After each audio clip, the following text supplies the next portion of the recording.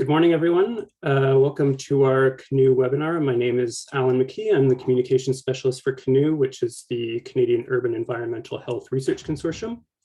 I'd like to start by acknowledging the land that I'm on. For thousands of years, it has been the traditional land of the Huron-Wendat, the Seneca, and the Mississaugas of the Credit. Today, this meeting place is still the home to many Indigenous people from across Turtle Island, and we're grateful to have the opportunity to work on this land.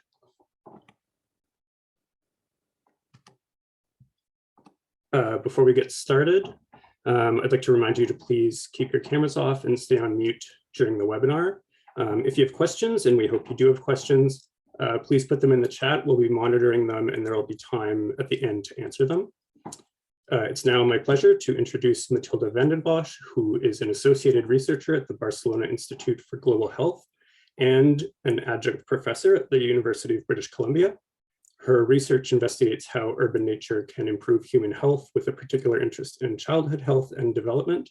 Her current projects relate to how prenatal environmental exposures influence birth and later life neurodevelopmental outcomes. Ultimately, the goal of her work is to contribute to healthy conditions for both people and ecosystems by increasing our awareness of the importance of nature for everyone. As a co-leader of the Greenness team within the Canadian Urban Environmental Health Research Consortium, she is part of a team developing greenness metrics across Canada and linking them to various health cohorts to support future research. So I will stop sharing my screen, and I am very pleased to welcome Matilda van den Bosch.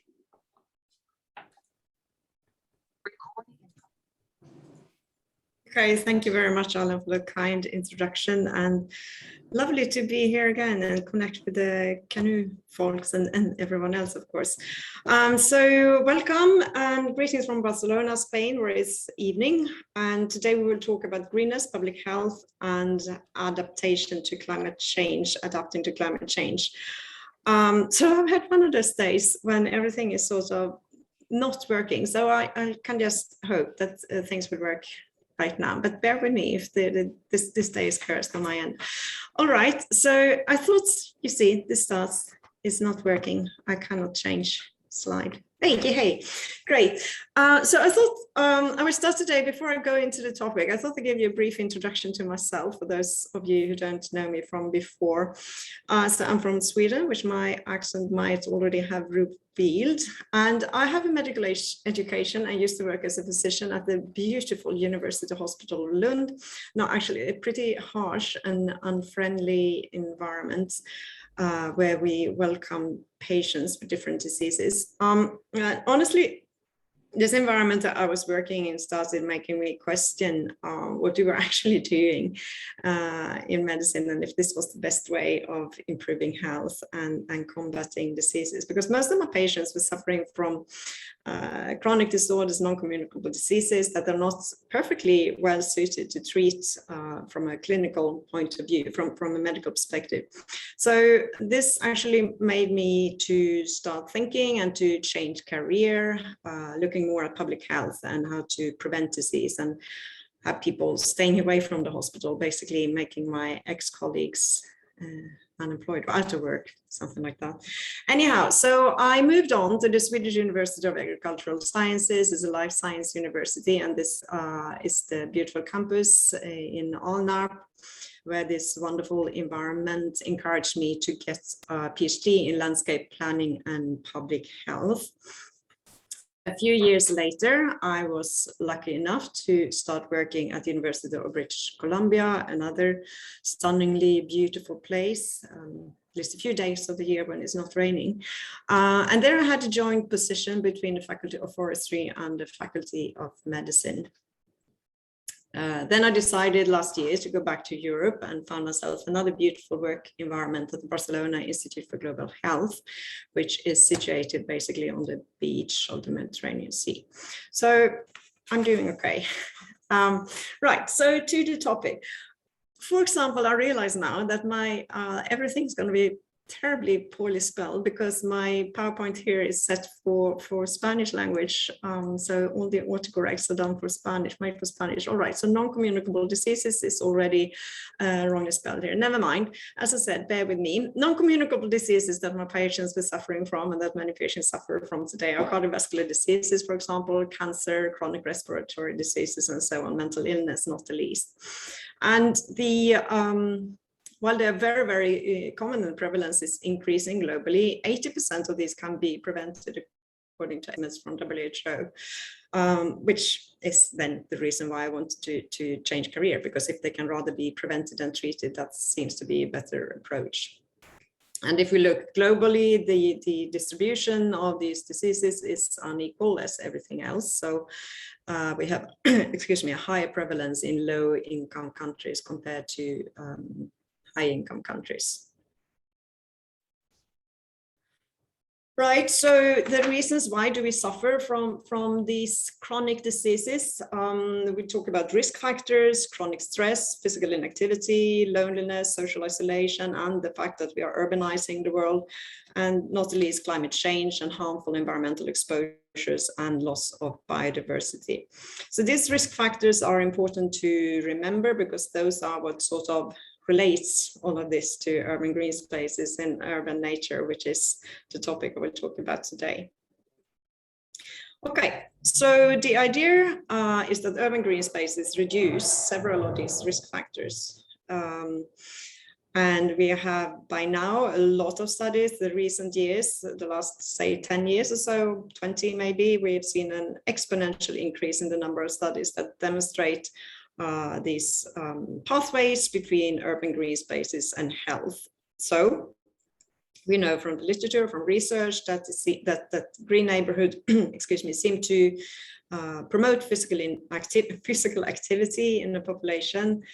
People tend to be more social with all the health benefits related to that. And also experimental studies demonstrate a stress-reducing effect of green spaces of nature. Then we have on the top of this diagram, the ecosystem services. I will talk quite a bit more about that later, so let's leave that for now.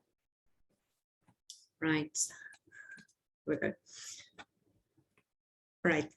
As I said, we have studies showing that an association between green spaces and these risk factors, and then there are studies looking at the direct health outcomes. And you're probably aware of many of these, but green spaces, however they are measured, have been associated to the reduced risk of depression, cardiovascular diseases, mortality, stroke, diabetes, asthma, and cancer. And as you see, these are all corresponding to the non-communicable diseases I mentioned before, of which we have a very high frequency globally. So even if the effect size of green spaces is small on a population level, we can see quite significant impacts. And so this would be the disease prevention, and from a health promotion perspective, we also see increased levels of mental well-being, happiness, academic performance among children, memory capacity, sleep quality, and so on. This list is sort of increasing by every day, showing a number of health benefits from green spaces. I should have mentioned as well that this figure, this diagram, is an adaptation from Terry Hartig's and his colleagues model that was published in 2014 in the Annual Review of Public Health. Right, so let's go through a few examples of these risk factors, studies on these risk factors. As said, there are a number of them today, but I'll give you just a few examples. So Andrei Egorov and his colleagues published a study in 2017 where they had measured using data on allostatic load, which is one of the better indicators I would say we have on chronic stress. It's using a composite of biomarkers, including, for example, cytokines, CRP, interleukins, and so on, which together give us a measure the allostatic load, which is the sort of the wear and tear on the body from chronic stress. All right, so they had data on this from 206 participants in this study, and could associate this with the Greenness data that was derived from the Enviro Atlas land cover database, the one from, well, some of you might be familiar with it, the EPA, Environmental Protection Agency in US has developed this Enviro Atlas. There's something we've been talking about in CANUE as well. Never mind. So what they found in this study was that the 1 IQR increase in green space lead to 37% reduction in stress. Sorry, I just realized that this is the wrong figure. So this is the tertile. Never mind, it's basically the same results. Sorry about that. So for the interquartile range, I see 37% reduction in stress, and it's sort of similar for the tertiles as well here. All right, I gave the link to the study there. Stress, and then we have physical activity. This is by Tom Lasselbert and his colleagues in Australia doing a lot of research on this. And this was from 2014. They had a sample of a little bit more than 200,000 adults, looking at the chances of being physically active, moderate to vigorous physical activity, the MVPA. And related this to the level of greenness in the neighborhood. And as you can see, even in the fully adjusted models, there is significant increased odds of being physically active, depending on the green space level. All right, as I mentioned, so stress, physical activity, and then social interactions, social cohesion, loneliness, and important, it's sort of sometimes maybe forgotten, as it's a little bit of a subjective feeling, but there are different indicators of social interactions, of loneliness, and so on. It's difficult to measure objectively, which might be one of the explanations for why it has not been studied that much in relation to green space. But Birgit Elands and her colleagues published this model in 2018, trying to develop a framework for and theories for why green spaces can promote social interactions. So the idea is that by having green space, good quality green space available, accessible in your neighborhood, the tendency to go outside is higher. And being outside in green spaces, democratic spaces, they're usually for free to hang out in, and usually not so much harmful environmental exposures. You can socially interact, you can be with other people, but also just by being there and see other people interact, you can get a sense of community. You perceive that you're a part of something bigger, part of a community. And this social cohesion, or even the perception of that, has positive impacts on our mental health. Right, another interesting hypothesis, which will now start bringing us into the biodiversity and ecosystem services concept, is so this is the biodiversity hypothesis. I'm talking about the old friends that we have in nature, which is the healthy microorganisms that exist in healthy soil and in healthy environments. I say healthy soil because today we have there's quite some disruption in the soil in cities and in general. Children, for example, where this is the most important, tend to be indoors and not spending so much time outside and interacting with nature and soil and getting dirty enough. Anyhow, so a few studies have shown experimentally that by children being exposed to biodiverse environments and looking specifically at on a microorganism level, that this has an impact on their gut microbiome. So by just interacting, just short exposures to microorganisms actually influences the gut microbiome to making it more diverse, and so you get an increase in different bacteria species, for example. The gut microbiome is super important for many different aspects of health. This is, as you know, an increasing area of research. That the microbiome seems to be the the clue to everything. Anyhow, the immune system is very much dependent on a healthy gut microbiome, and today many people has a dysbiosis in the gut microbiome, so it's not as diverse as it should be. We have the wrong kind of bacteria, opportunistic bacteria in the gut, which could be one of the explanations for why we see this increase in allergy and inflammatory bowel disease and eczema and so on. So what a couple of studies have shown that by interacting with biodiverse nature, you get an impact on the gut microbiome, and this actually translates to health impacts on immune system related diseases. For example, I know there's work going on within the child cohort in Canada, which is very interesting. All right, so that was about biodiversity and the microbiome. I just wanted to mention as well, we're talking about modification of harmful exposures, and which is one of the pathways that we think about green spaces and how it could have an impact on human health. So within the Born to be Wise project that I'm leading at UBC, we have been looking at early development. As I said, that has been my latest interest, looking at childhood health. And we use data from the early development instrument, which is a teacher-rated indicator of children's early development, and it measures development across different dimensions, including emotional maturity, language development, physical health and well-being, and so on. And these domains can be analyzed separately, or you take them all into one total score, which then measures the child's general development level. And this study that was just published a couple of weeks ago in the Lancet Planetary Health. The first author is my PhD student, Ingrid Jarvis, and then we have a big group from UBC and also from elsewhere. There we use this full indicator score, the development, the full score of the early development, and we associated it with a novel Greenness metric,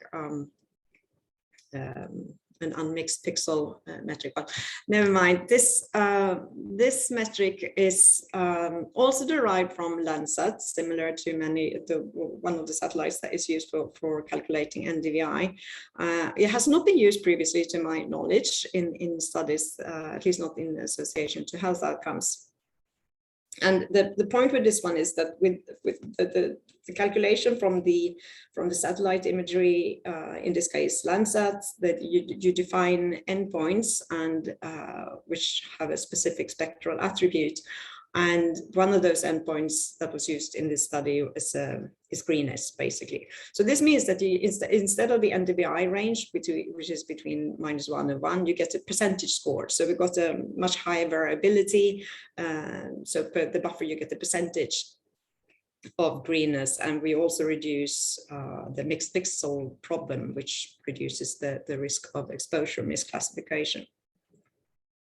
And then, so the idea with the study was to see if the Greenness effect was mediated by a reduction in air pollution and noise, and we got the air pollution data from CANUE, so many thanks for that. Right, so these are the main results from the study. We did a number of sensitivity analysis, but for the main total score of the EDI, we found a small effect size. That the exposure measures, I should have mentioned, was measured from birth up to the age of 5.6 when the up to the age of the assessment, the EDI assessment.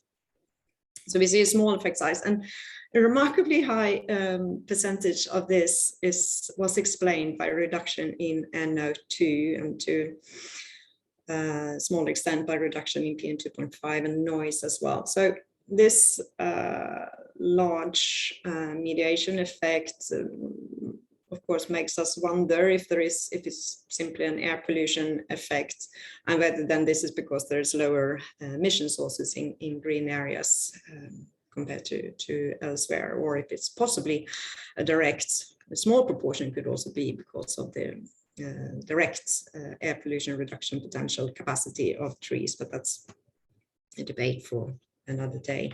I think. Okay, right.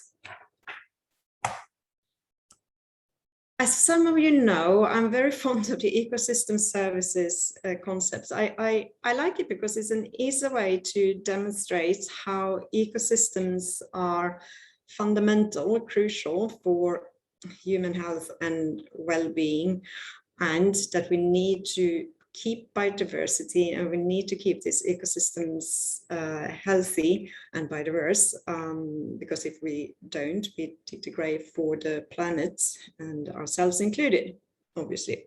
Anyhow, the ecosystem services are usually categorized into supporting services, provisioning services, regulating services, and cultural services.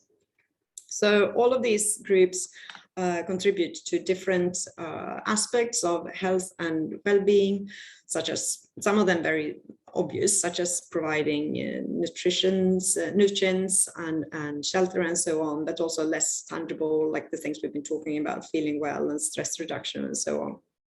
If I have one criticism, possibly, against the ecosystem services model is that I personally think that the health outcomes could be even more explicitly spelled out, because all of these services are sort of directly related to health. For example, the climate regulation is related to all the climate change. The negative health impacts of climate change can be counteracted through taking care of the ecosystems. So this is what I want to talk about in the following. As some of you may have heard, the temperature is increasing globally, the world is warming. And this is just one of the many graphs showing this from IPCC, showing from the monitoring data we have from 1850 up to 2020. And you see the clear trend, both from the observed data and from simulated models, that we, over the last 50 years or so, we have had a distinct increase in temperature. And the interesting thing with this graph is that it also shows results from simulation models, what would have happened if these creatures called human beings were not on the planet. We would not have seen an increase in the temperature. So it basically tells us that the global warming is due to anthropogenic impact.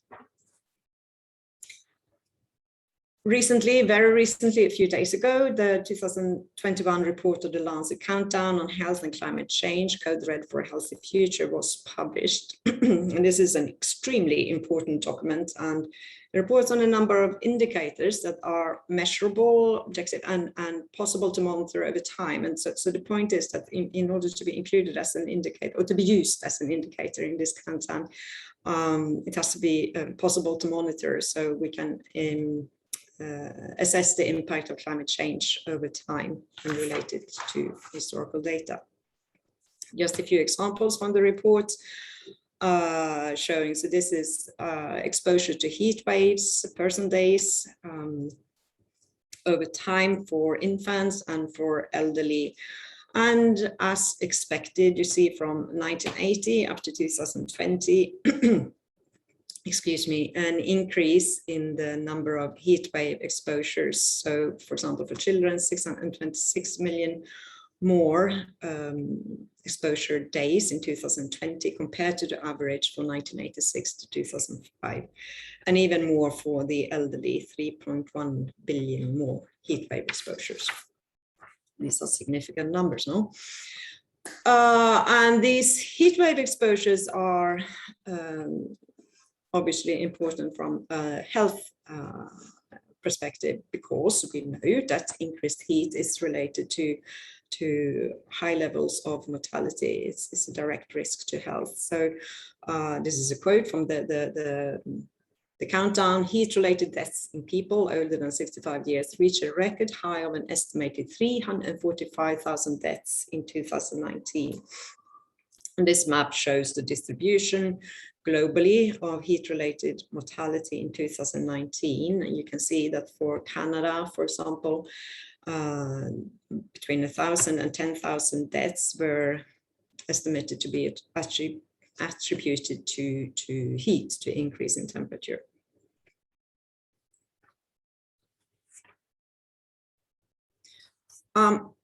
as you will see later, and quite obviously, it's important to try to define thresholds for when the temperature increase actually is related to an increased risk of dying or morbidity for that sake.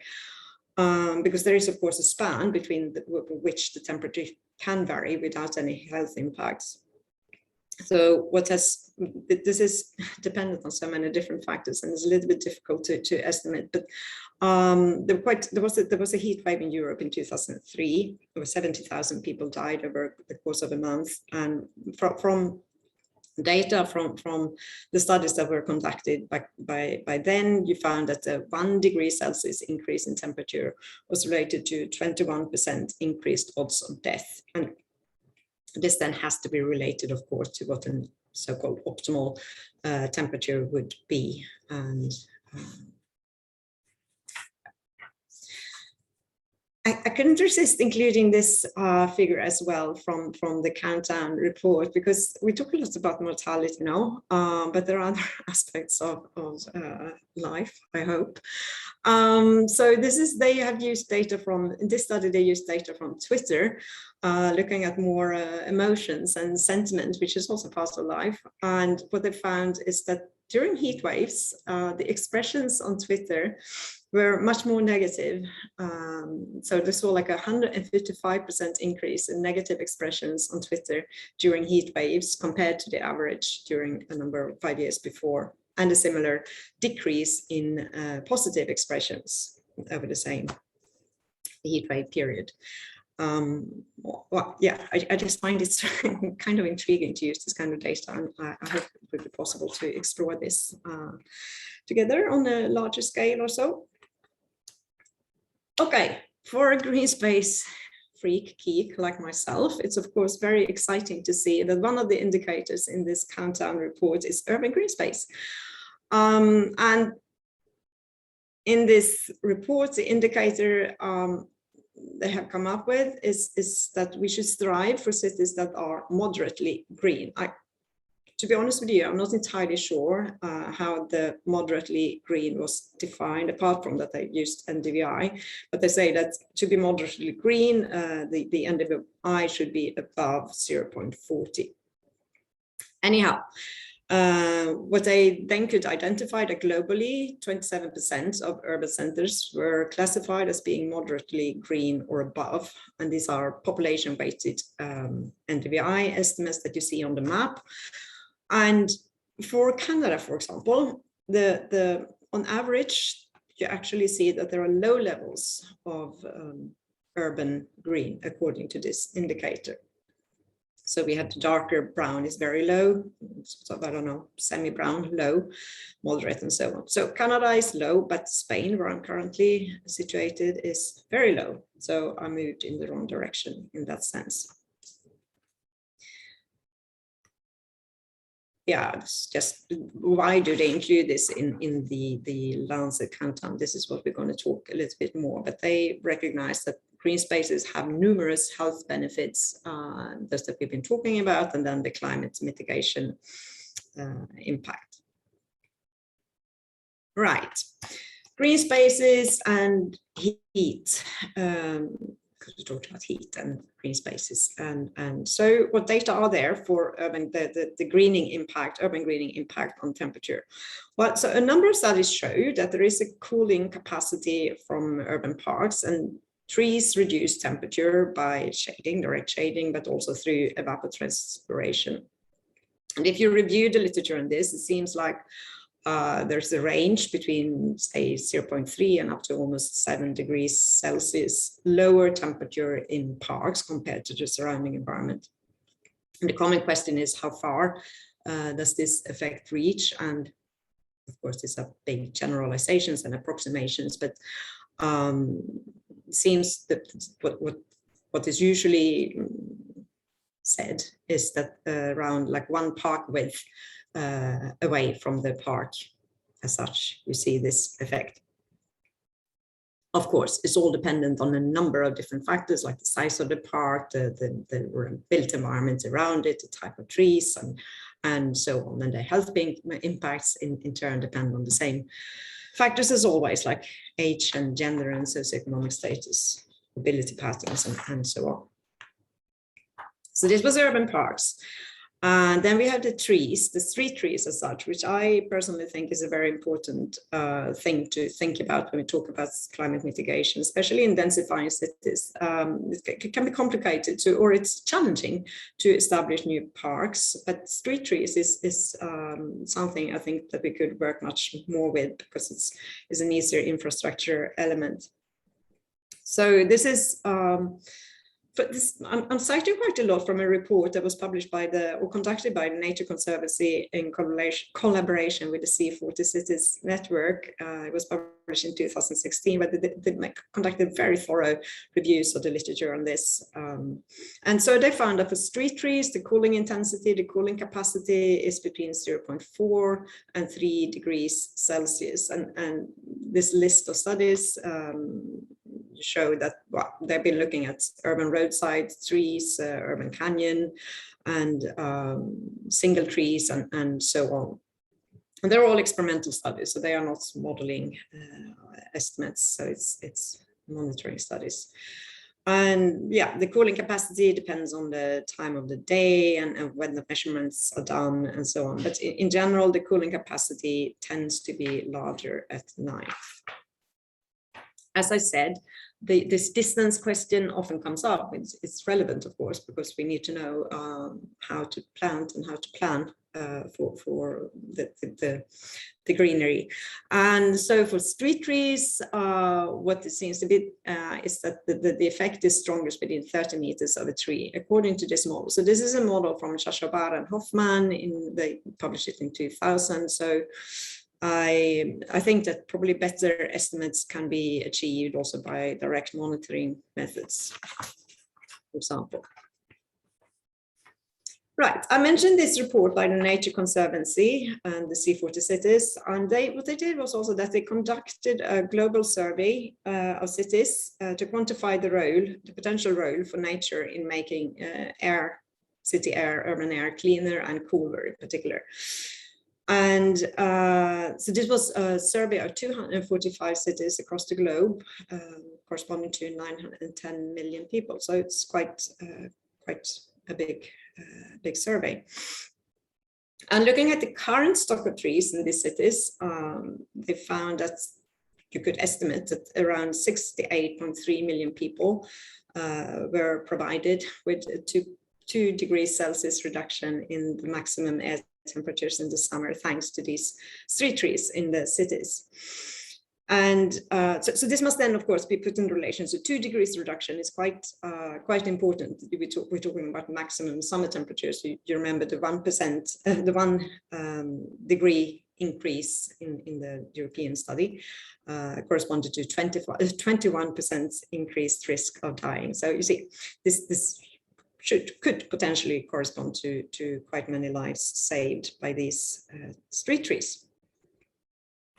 And so what this graph then tries to demonstrate is the investment in street trees. So say, for example, an annual investment of $1,000 in street trees in these cities would correspond to a population of 175 million people getting a reduction of 1 degree Celsius. And this would correspond to almost 20% of the population in these cities at a cost of $1,000 million. So it turns out that tree planting is a cost-efficient way of reducing temperatures compared to many other measures. This is from a general urban planning perspective. The only strategy that is a tiny bit more cost-efficient, though not significantly, would be cool roofs. Simply using different materials for the roofs, so they are what's it called? Like the radiation, the sun radiation is going away.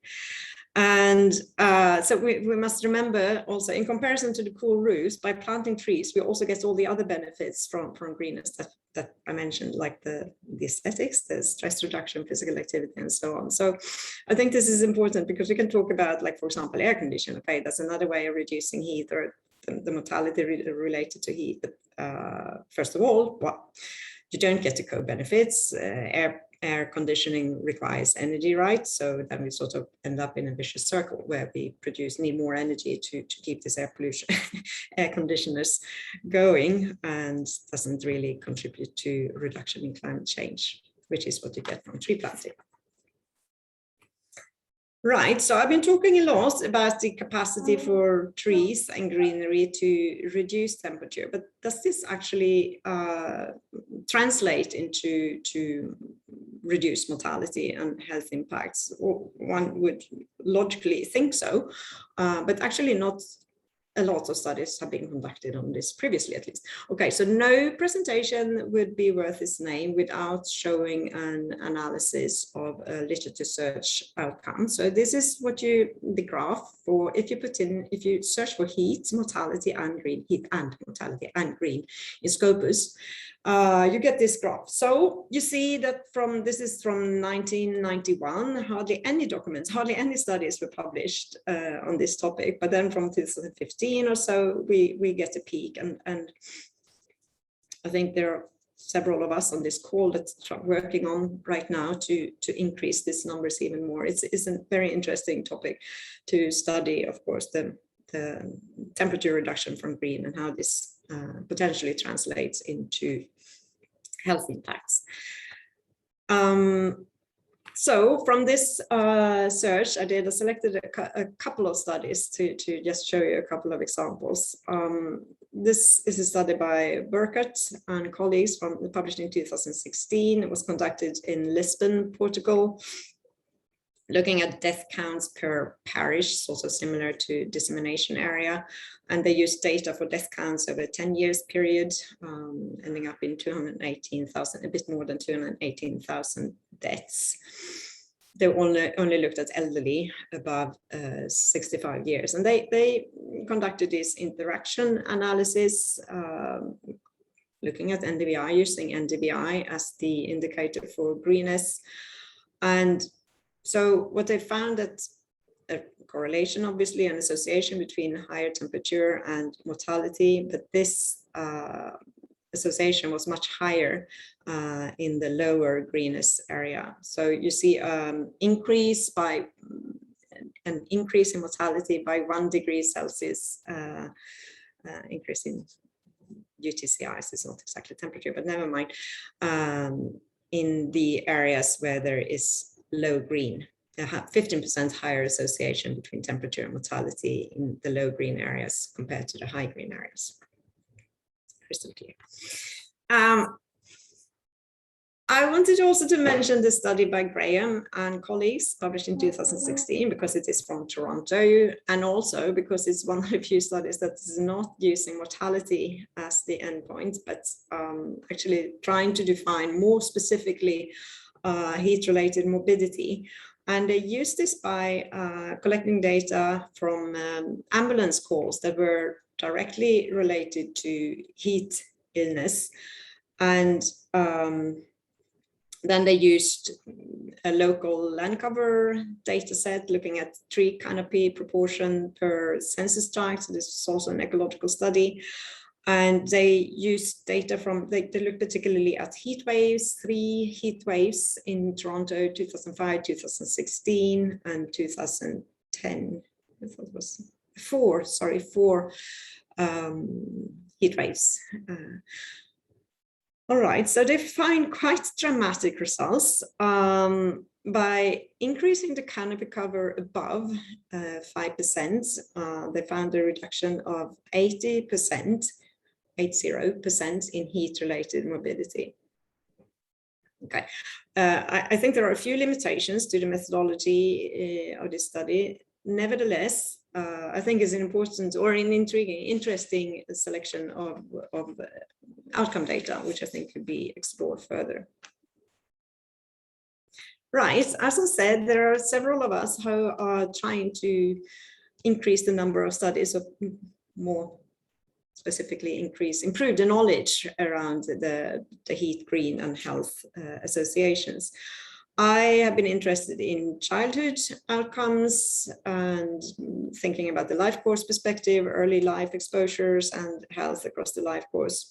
And children are particularly vulnerable to heat exposure because of their body constitution, their metabolic rate and their behavior and their sort of limited capacity for understanding of how to best deal and cope with heat. So therefore they are an important vulnerable group. The fact that they are vulnerable, particularly vulnerable, result in a number of risks as children. The distinct health risks and renal disease, kidney disorders are unfortunately a not too uncommon result of heat exposure, fever, electrolyte imbalance, and specific diseases such as hand, foot, and mouth disease, for example. And of course, heat stroke and death. There's also some studies suggesting that there are also prenatal risks leading to, for example, preterm birth, low birth weight, stillbirth, and even congenital organ defects. The reasons for this are poorly understood, I would say, but they probably relate to impact on placental stress and inflammatory responses, including mitochondrial damage. Right, so as I said, I'm interested in looking further into this, and I'm currently doing so in this European project, an EU-funded Marie Curie project called Green Curiosity.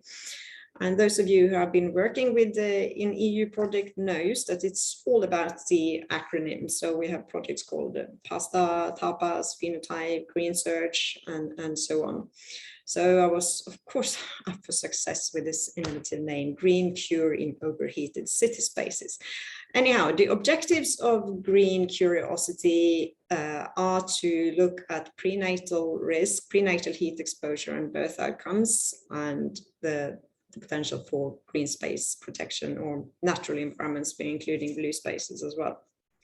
And then also heat exposure and neurodevelopment and how these effects can be modified by urban natural environments. So it's all about heat, health outcomes, childhood health outcomes, and green spaces. What I will use for this project is our data from a harmonized data set consisting of longitudinal cohorts from Norway, UK, Lithuania, France, Spain, and Greece. And so this is similar to something that will be achieved or is achieved with CANUE, since we have all the environmental exposure data linked in a large database, the Helix GIS environment. Yes, so Helix is the name of this project, where all these cohorts are harmonized and standardized. And a number of studies are conducted with these data. And the Greenness data that I'm currently working with in this project are NDVI from Lancet and the European Urban Atlas land cover, is land use data actually. And then I'm trying to persuade my GIS colleagues here to also calculate this fractional percentage greenness metric to get an even better, more adequate, I think, indicator of the greenness exposure. And then for heat, we have a number of indices from the Copernicus EOBS Earth Observatory System.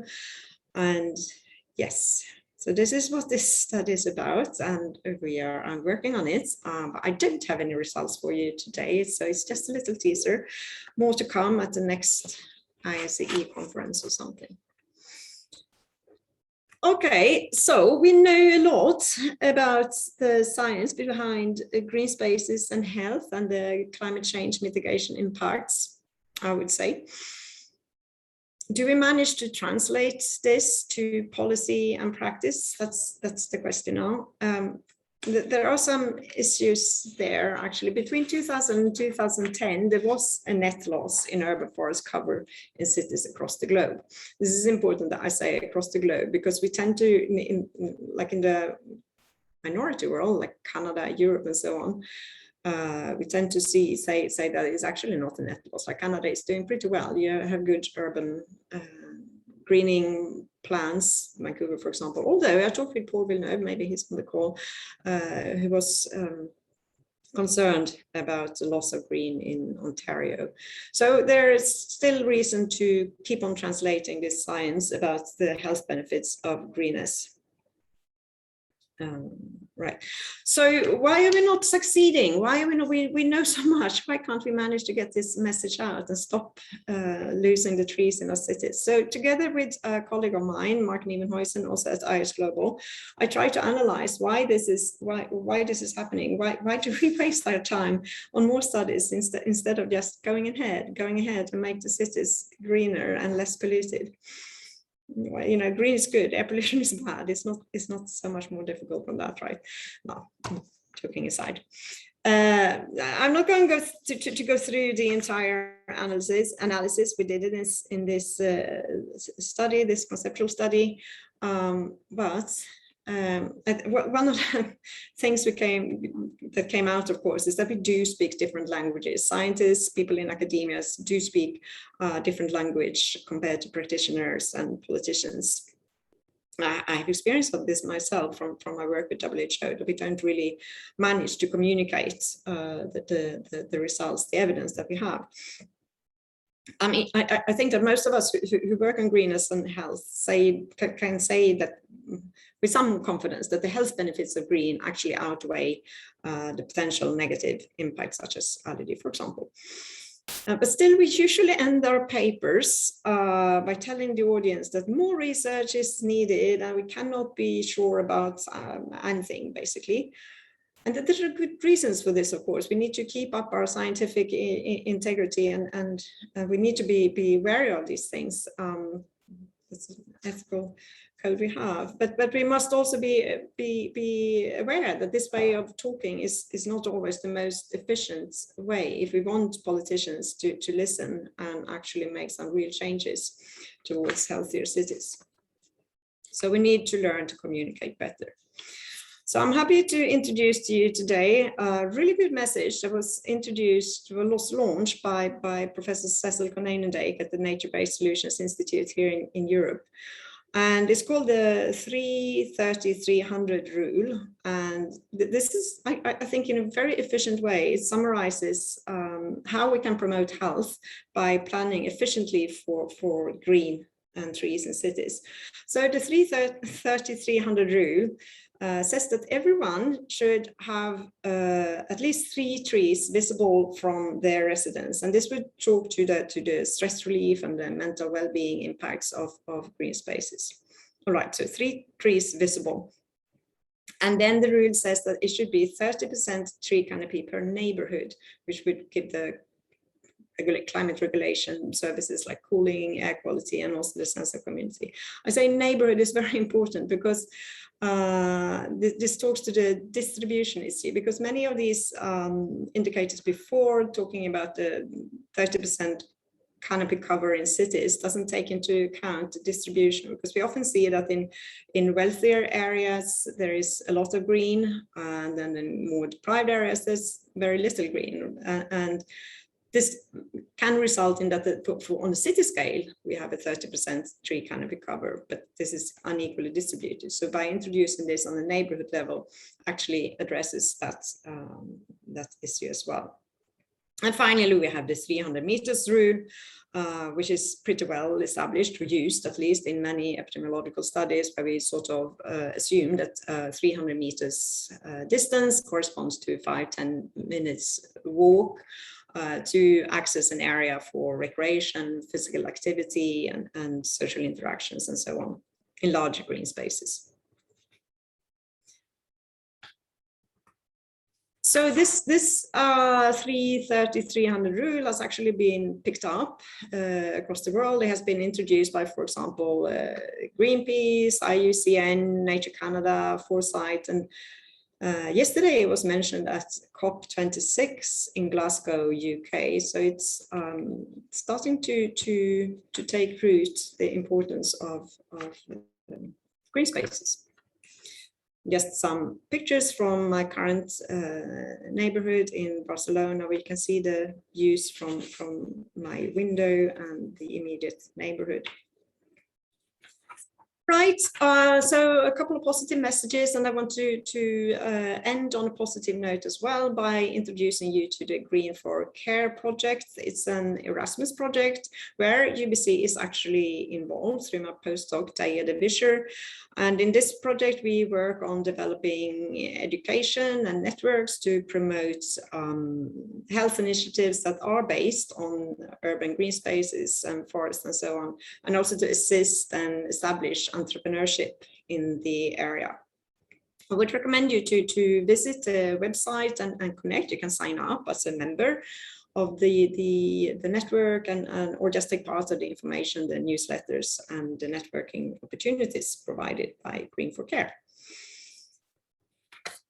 Okay, as said, it's evening here, so I'm ready to head out to enjoy the sunsets. And thank you very much for your attention, and I'm happy to receive some questions. I actually don't know how with timing. I talked too long, sorry. Anyhow, thank you. Shall I stop sharing? I stop sharing.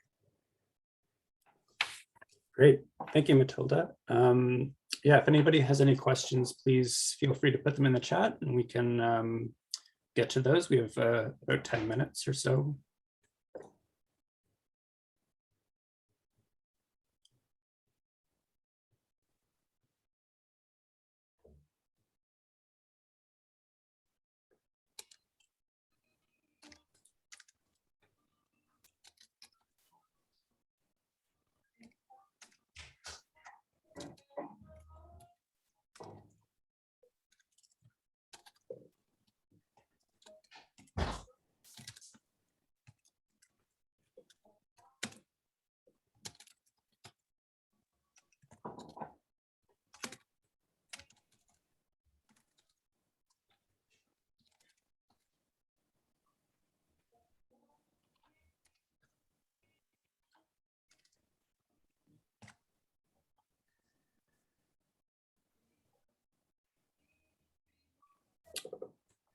We have one question from Jeff Brook. I wonder if the 330-300 rule could be turned into an exposure metric. What are your thoughts? Thanks, and nice to see you, Jeff. Right, so that would be fascinating, of course. That would be like a composite metric, I guess, if you try to combine, like figuring out areas where you have the three views of three trees in combination with the 30% and the 300. That would be, I don't have a good answer to that. Do you, Jeff? Yeah, worth looking into more. Yes, exactly. That would be my response as well. I would love to do that. I think it's it would be and that would be a really good health indicator that could be used on the city level. Mm-hmm, mm-hmm. Right. I think we have actually the creator of the 330-300 rule on the call. So Cecil, if you want to, you say here in the chat that the 330 and 300 are all minimum standards, yeah. I was intrigued by the beautiful picture out your window in Barcelona, yet the big analysis suggesting that cities in Spain in general aren't very green. No, I know, and in particular Barcelona is. Yeah.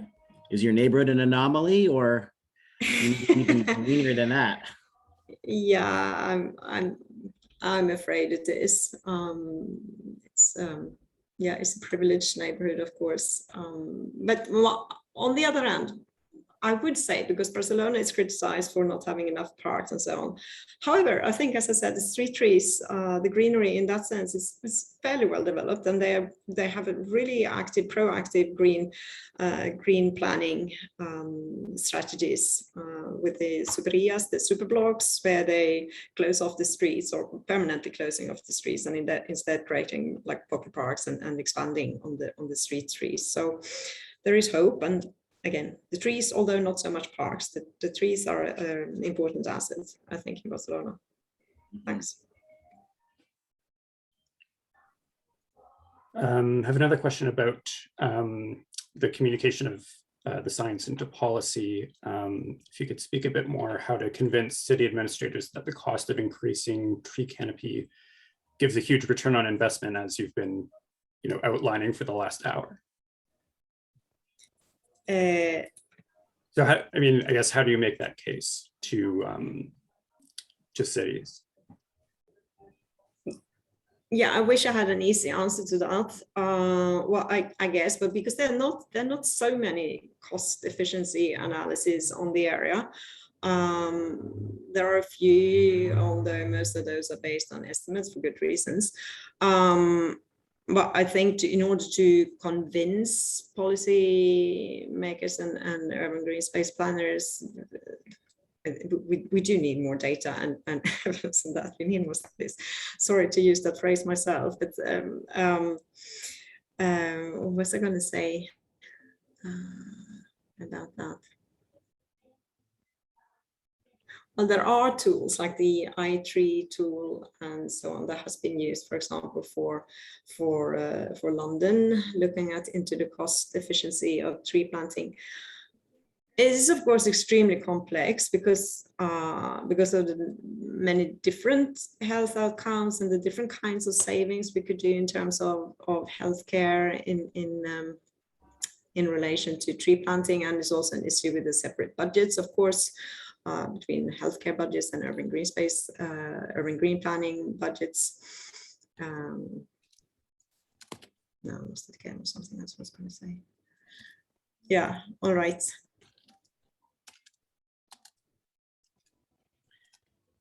So I know, Matilda, you're clearly strong advocate for there's mostly win-win-wins for greening, not just for cooling, clearly. It was certainly wonderful to see the range of things you covered in your talk. I wonder if you could say a bit more about things to avoid in greening. You do hear about some downsides, as you mentioned, perhaps exacerbation of allergies and things of that nature. But anything you can say about sort of the downsides or strategies for greening? I mean, 330, 300 sounds like a really good strategy, but anything beyond that could really sort of kick things into high gear? Yeah, certainly. So you mentioned allergies, for example. The pollen allergies is for sure a reality. First, this is to start with. This is an anthropogenic impact, right? By disturbing the environmental systems, we put ourselves in the situation where our immune systems are collapsing, so we get the allergies. All right, that aside, well, I'm just trying to say that it's not the trees that ought to be playing this ourselves. That aside, there are indeed rules for what kind of trees, the species, and also the phenotype and the gender of the trees that could be used to avoid allergenic pollen, and through that. So that's perfectly possible to avoid. So that's a question of aesthetics. And then I think, from my perspective, I think it's also very important to communicate the risk versus benefit, because there are the risk perception today. We know that, for example, children are not allowed to climb trees, and my kids, when they were to daycare and school, they were not allowed to climb the trees, right? Because there is a risk for them falling. Although the benefits of climbing and being physically active and using your bodies, the benefits of that by far outweigh the risks of falling down. So I think it's again a communication issue to sort of change the perception of risks of people today. What else? What other negative? Yes, and then I was thinking about the air pollution, the trapping of air pollutants. We know depending on how you plant, how you plant tree canopy, the canyons, the road canyons, there's always a risk of actually trapping air pollution. So then the trees have negative impact, and you get a higher exposure to air pollution.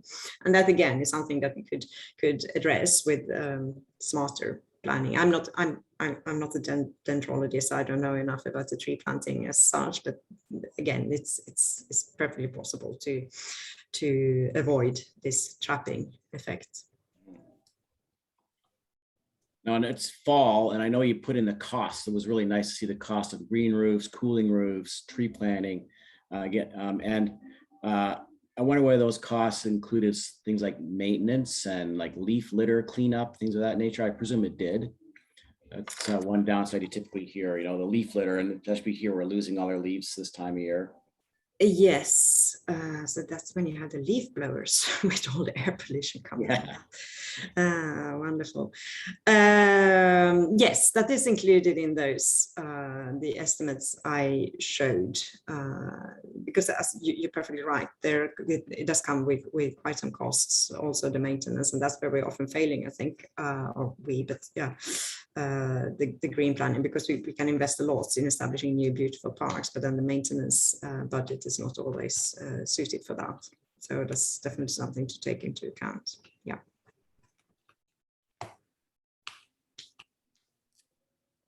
Alan, do you see more? Another question about implementing the 330-300 rule, especially in deprived areas and areas with higher proportion of low-income people. Areas with good green space are not always affordable. So, what challenges do you see in terms of implementing them in those more deprived areas, and how would you kind of address those challenges or get around them? Yeah, no, that's a hot topic, the gentrification issue as well, that by planting trees and by developing high quality green areas, we sort of gentrify the place because it becomes the more expensive to live in these areas. The property costs go up. And yeah, I don't have a perfect answer to that either, apart from I keep on coming back to that. I feel the distribution, if we can develop an equal distribution across the cities with cost-efficient tree planting, if we could argue for that and see that it's actually a way to decrease inequalities, inter-urban inequalities, I think that could be one solution.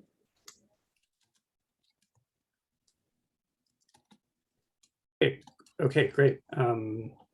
Well, it's just after 1 now, so I'd just like to take this opportunity again to thank you for taking the time and telling us about your work and presenting this research for us. I think it's been really informative and really helpful, sparked a lot of discussion. So thank you. I guess good evening in Barcelona, and have a good afternoon for everyone else. Thank you. Thanks a lot for inviting me. It was nice to be here. Thanks, Matilda. Great talk. Thank you. Thank you. Bye. Bye.